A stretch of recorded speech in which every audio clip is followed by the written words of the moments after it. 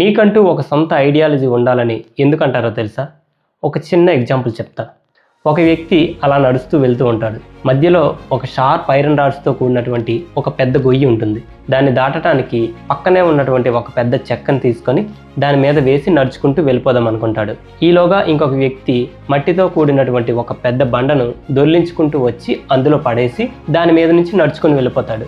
వీడు కూడా వెంటనే వెళ్ళిపోదామని చూసేసరికి అది కాస్త స్మాష్ అయిపోతుంది. అప్పుడు వెంటనే వెళ్ళి ఇంకొక బండను దొర్లించుకుంటూ వస్తాడు. ఈలోగా ఇంకొక టాల్ పర్సన్ వచ్చి ఈ గొయ్యి మీద నుంచి ఇటు నుంచి అటు ఒక్కసారిగా దూకేస్తాడు. ఇదేదో బాగుందని చెప్పి ఆ బండను అలా వదిలేసి వీడు కూడా జంప్ చేస్తాడు. కానీ దురదృష్టవశాత్తు ఆ గొయ్యిలోనే పడిపోతాడు. So moral of the story ఏంటంటే, నువ్వు ఏ పని చేసినా సరే నీకంటూ ఒక సొంత ఆలోచన ఉండాలి. ఎవడో ఇలా చేశాడని నువ్వు వాడిని గుడ్డిగా ఫాలో అవ్వాలని మాత్రం చూడకు. ఎందుకంటే అది వాడికి వర్కౌట్ అయింది, నీకు వర్కౌట్ కాకపోవచ్చు కదా. నేను చెప్పిన దానికి మీరు కూడా అగ్రీ అయితే ఒక లైక్ చేసి ఫాలో అయిపోండి.